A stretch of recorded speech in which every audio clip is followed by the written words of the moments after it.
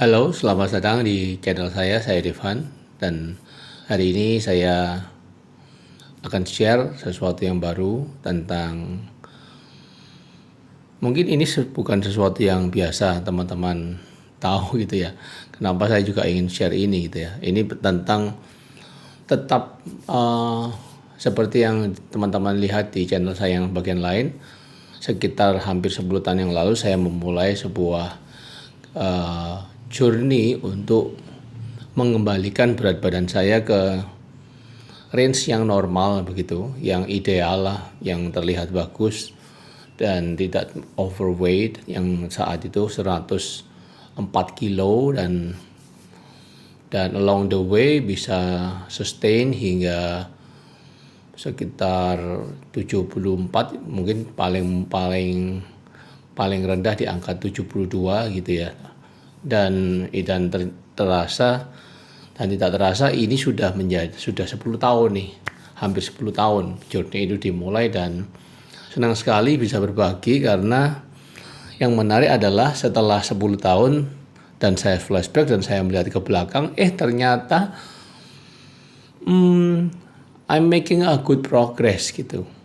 Jadi tema kali ini adalah balik gendut, dan saya pikir enggak juga gitu ya. Saya akan berbagi tiga tips yang bisa membuat kita tetap in good shape dan langsing gitu, dan sehat, dan dengan metode yang sudah terbukti selama 10 tahun ini. Dan senang sekali saya bisa menjadi teman berpikir teman-teman di channel ini.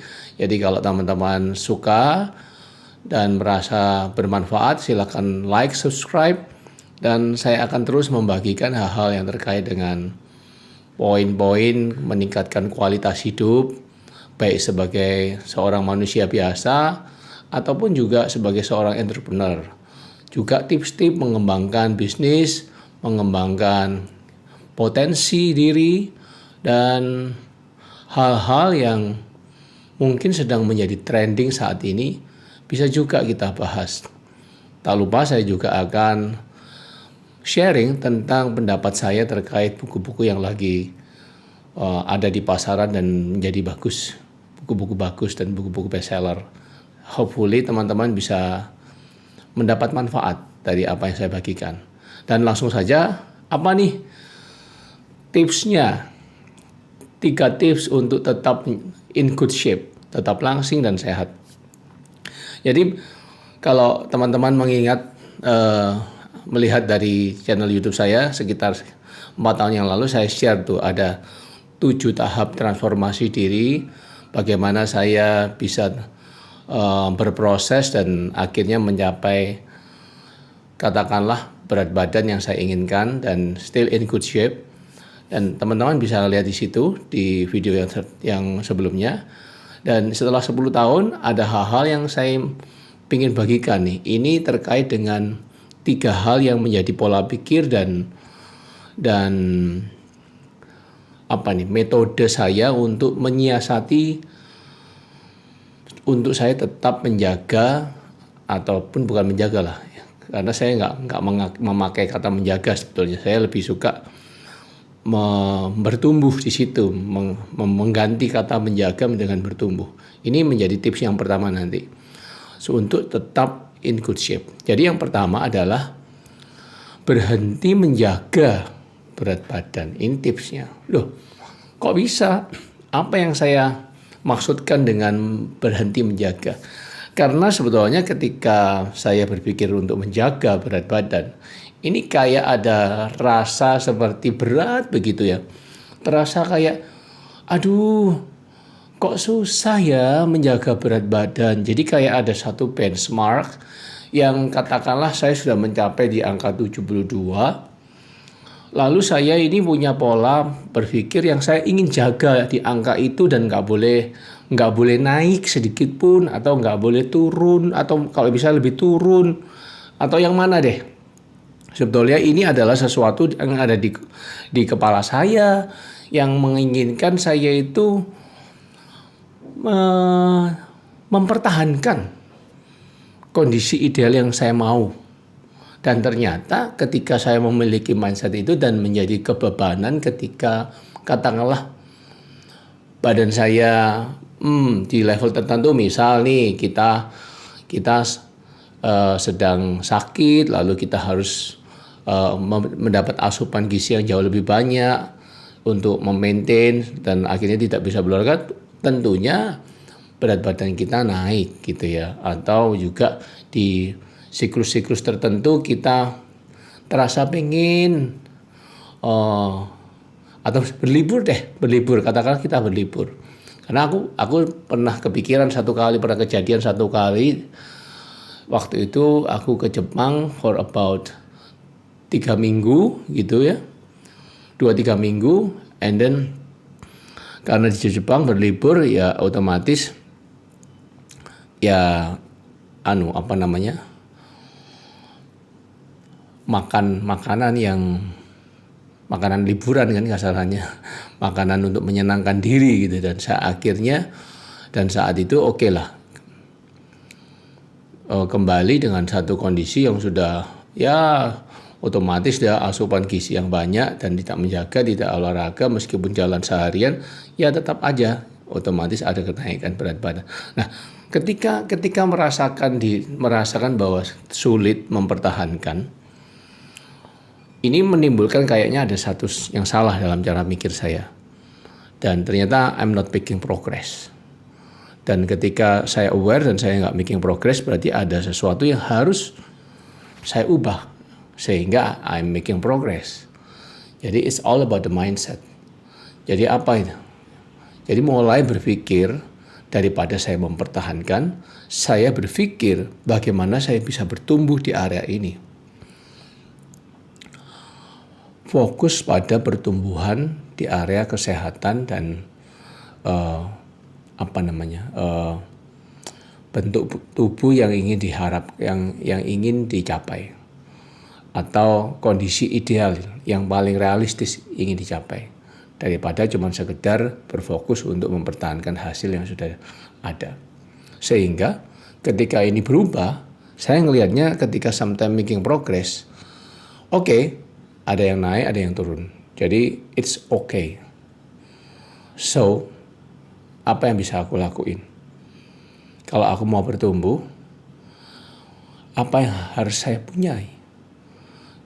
Dan otomatis setelah sekian lama, di kesempatan yang kemarin saya cerita nih, saya punya basic menurunkan berat badan sekian banyak itu dengan menambah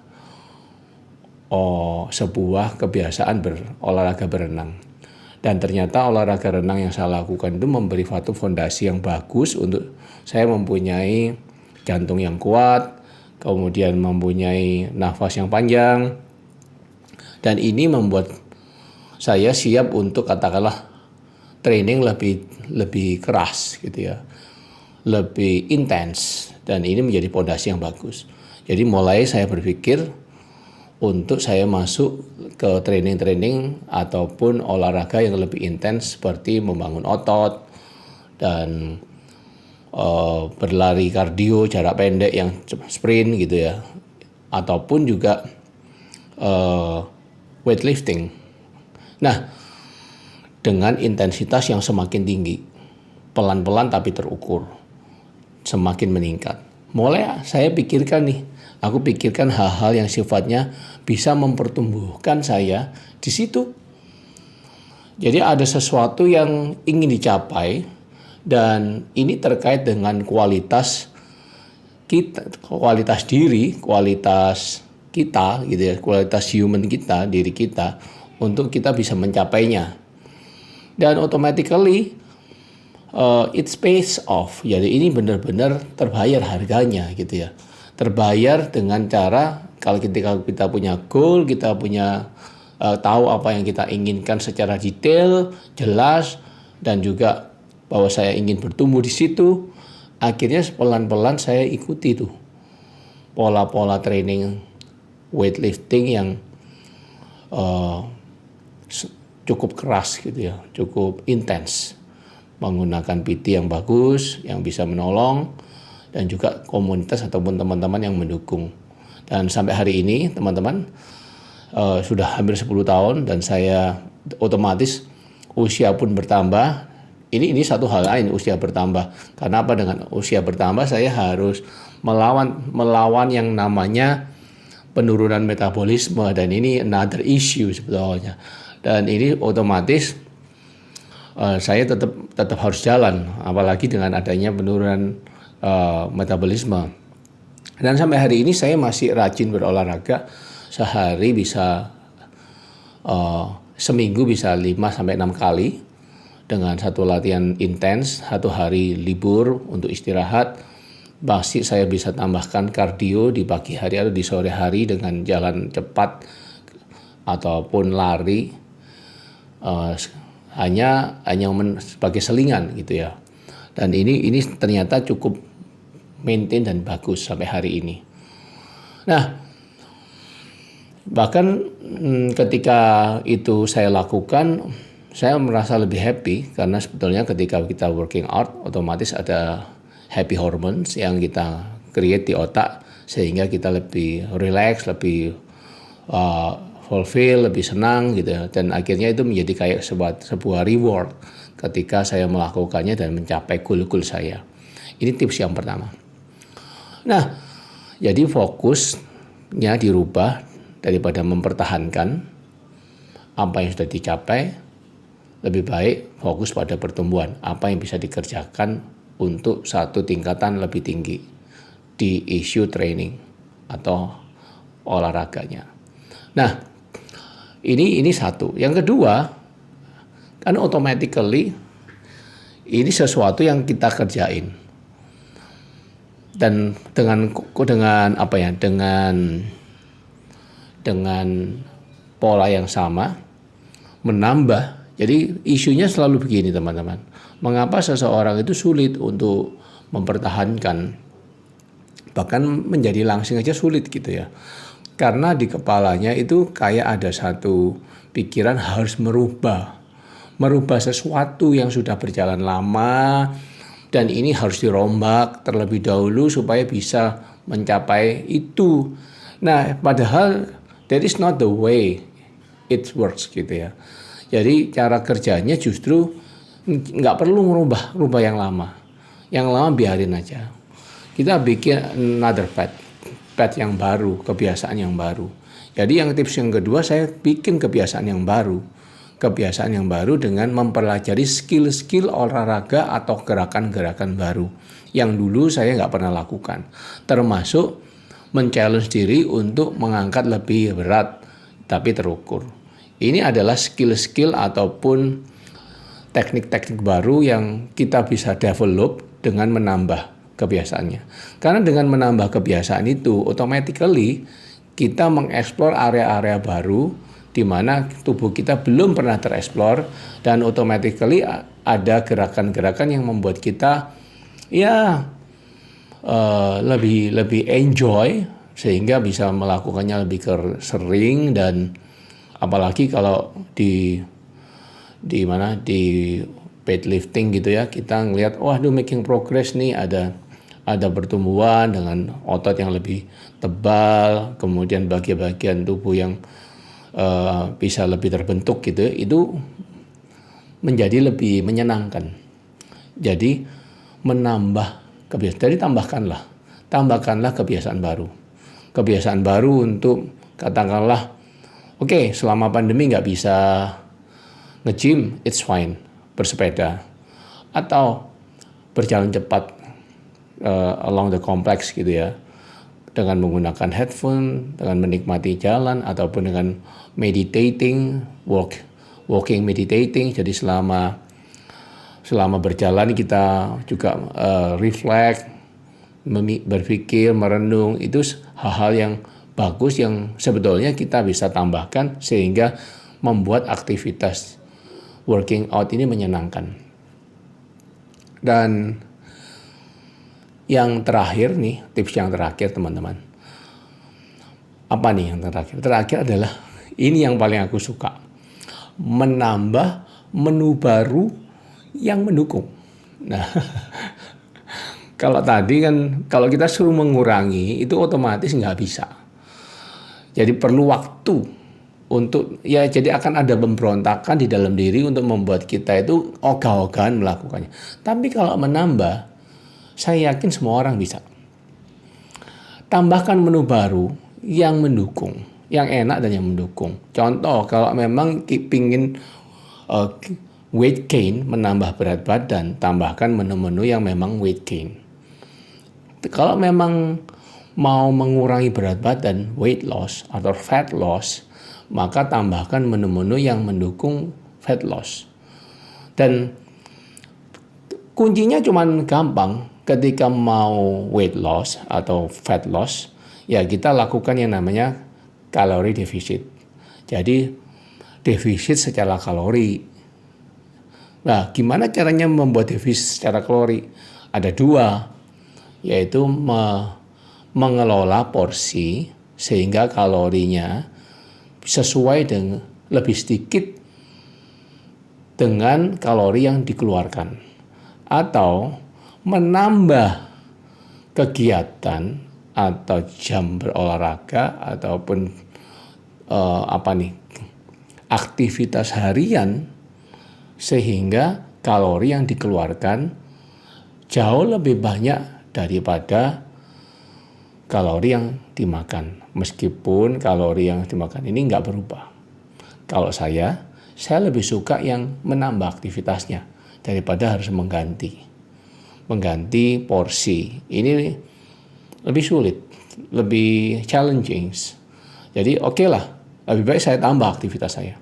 Karena menambah selalu lebih mudah. Menambah selalu bisa dicarikan waktu. Apalagi hanya berolahraga. Tentu tidak mungkin dong berolahraga sepanjang hari. Jadi bisa dimainkan. Oke, yang selamanya seminggu 3 kali, sekarang tambahin deh 1 kali, 4 kali. Otomatis secara akumulatif ini adalah tetap kalori defisit. Seandainya yang namanya menunya tidak berubah. Nah, menambah menu baru ini menjadi bagian yang menyenangkan buat saya. Karena apa? Ketika saya menemukan satu menu atau ya katakanlah meng-create menu-menu yang saya suka dan menggunakan ingredients yang lebih mudah diproses tubuh, dan saya bisa makan lebih banyak. Dan ketika makan lebih banyak, akhirnya saya kehilangan tempat porsi di dalam perut saya untuk ngemil. Untuk makan keripik lah yang digoreng atau makan ice cream or whatever. Tapi overall aku masih sangat enjoy. Jadi sampai hari ini pun aku masih enjoy banget, aku masih bisa makan semua makanan yang aku mau suka, masih bisa minum latte or cafe mocha yang aku suka, yang di Starbucks atau whatever sebetulnya yang teman-teman mostly suka. Karena ya itu aja, gampang. Kalau sudah gendut, katakanlah sudah katakanlah menambah. Kalau sudah katakanlah tambah gendut, berarti kalau ya itu harus dikempesin. Kalau sudah kempes, mau digendutin, ya tinggal digendutin. Gitu aja. Jadi nggak perlu menjadi sebuah beban sehingga di kepala ini menjadi stres. And the more you stress, the more teman-teman membutuhkan untuk kesenangan sesaat. Karena semakin stres kita butuh yang namanya kesenangan. Dan untuk kesenangan sesaat, biasanya bisa nyemil, bisa minum manis-manis yang kita suka atau whatever yang mau menyebabkan kalori surplus yang sebetulnya kita tidak inginkan. Kita sedang inginkan kalori defisit, it's okay. Jadi kita strict untuk kita jalankan program kalori defisit. Gitu aja teman-teman. Dan gak usah terlalu stres, keadaannya ini hanya dalam 1 tahun hanya bisa melakukan 2 kali program, it's fine. Atau 1 kali program pun it's okay. Toh ya ini hidup-hidup kita sendiri, badan-badan kita sendiri. Jadi kalau aku sih ngerasa aku juga bukan atlet gitu ya. Ini mungkin like an excuse. But by the time ketika kita mau making progress, otomatis kita milih untuk fokus pada pertumbuhan yang paling cocok untuk diri kita. Bagaimana kita melihat diri kita 3 bulan ke depan ya. How you will make your own body healthier. Bikin tubuh lebih sehat gimana caranya? Lebih in good shape gimana caranya? Apa yang bisa ditumbuhkan dari situ? Dengan tetap tenang dan melihat segala sesuatunya, berpikir dengan jernih, saya rasa making progress is sesuatu yang bisa kita capai. And then, apa nih pentingnya untuk entrepreneur? Kalau dari aku ya, selalu mikirnya begini. Entrepreneur itu butuh performance. Jadi dia membutuhkan satu kondisi di mana tubuhnya itu sangat-sangat siap untuk perform. Dan kalau itu cuma sekedar dijalani begini aja tanpa mikir bahwa tubuhnya ini perlu yang namanya in good shape, kemudian harus lebih sehat, lebih dijaga dengan tidak mengkonsumsi makanan-makanan yang membuat tubuh ini menjadi lemah, otomatis kita bisa perform better. Kita bisa think better. Ini poinnya. Berpikir lebih jernih, kemudian perform lebih baik, dan melihat segala sesuatunya ini jauh lebih tepat. Sehingga ketika dia making business decision, membuat keputusan-keputusan bisnis, otomatis akan jauh lebih baik. Lebih bisa dikatakan sebisa mungkin tanpa adanya bias-bias ataupun apapun.